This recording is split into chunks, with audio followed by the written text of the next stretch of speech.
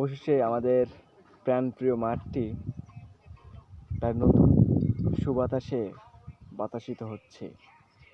কিছুদিন পরেই ইনশাল্লাহ এখানে ঘাসের রিমারণ ঘাস উঠবে।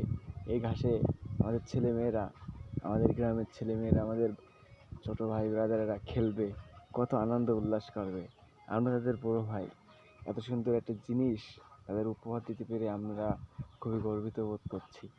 যে সাথে আমাদের যে ভাইগুলো আমাদের সাথে ছিলেন, আমাদের এই কাজকে যারা অগ্রগামী ভূমিকা রাখছেন, তো সেই সমস্ত ভাইদেরকেও কৃতজ্ঞর সাথে স্মরণ করতেছি যে আমাদের পাশে থাকার জন্য ধন্যবাদ।